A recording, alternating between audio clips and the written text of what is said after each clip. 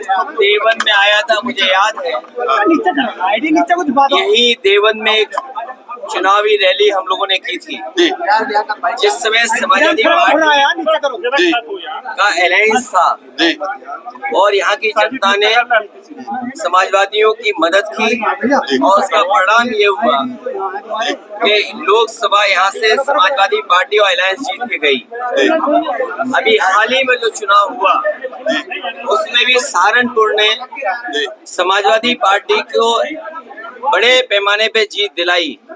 जो सीटें हम लोग हारे वो कहीं ना कहीं जो कमियां रही हैं उन कमियों को दूर करेंगे। देवबंद वो स्थान है जो दुनिया में जाना जाता है। ये ऐतिहासिक धरती जिसने आजादी की लड़ाई में और देश को आजादी दिलाने में अगर उन्हें जान भी न्यौछावर करनी पड़ी होगी तो यहाँ के लोग पीछे नहीं हटे। उस समय अंग्रेजों के खिलाफ और देश के हित में जो देवबंद का योगदान है वो भुलाया नहीं जा सकता। ये स्थान ऐसा धार्मिक और पवित्र स्थान बनकर के निकला है कि जहाँ पर भाषा को लेकर के, अपने कल्चर को लेकर के, अपने ट्रेडिशन को लेकर के आने वाली पीढ़ी के भीतर कैसे वो संस्कार जाएं, उसके लिए देवबंद हमेशा जाना जाएगा। ये वो स्थान है जिसने उर्दू में शिक्षा दी, लोगों का जीवन बदला है। ऐसी जगह आकर के अपने कार्यकर्ता नेताओं से मिलने के बाद मुझे पूरा भरोसा है कि जो समाजवादी सिद्धांत है कि गंगा जमनी तहजीब, जो भाईचारा, जो आपसी प्रेम है, उसको वापस लौटाने के लिए समाजवादी लोग लगातार काम करते रहेंगे। और मुझे उम्मीद है कि देवबंद ही नहीं बल्कि सहारनपुर और आसपास आने वाले समय में भारतीय जनता पार्टी को हटाने का काम करेंगे। सर 65 को लेकर आपने संकेत दिए हैं 65 सीटों पर लड़ने के लिए 15 सिर्फ आप गठबंधन को देना चाह रहे हैं। क्या लगता है कि गठबंधन संतुष्ट हो पाएगा उन 15? अभी तक जितने भी गठबंधन समाजवादी पार्टी ने किए हैं, समाजवादी पार्टी की कोशिश रही है कि गठबंधन के सहयोगी दलों का पूरा सम्मान किया जाए। और मैं आज आपके सामने कह रहा हूँ, और जो भी हमारे गठबंधन के साथी हैं कभी पहले निराश नहीं हुए, आगे भी निराश नहीं होंगे।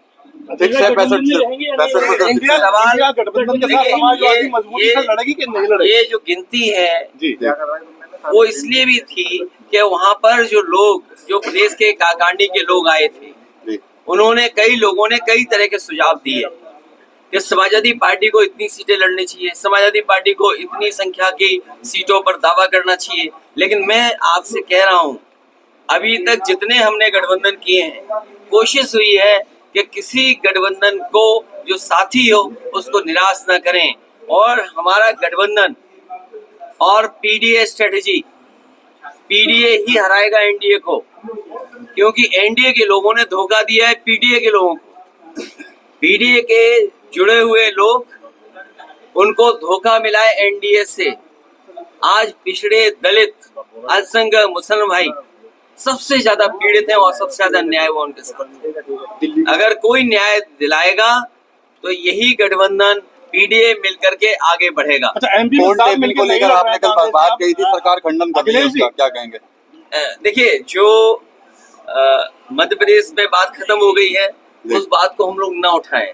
ये शायद हमारी समझ के बाहर था, या हमने ज्यादा समझ लिया हो और किसी के साथ बैठ करके ज्यादा भरोसा हो गया हो।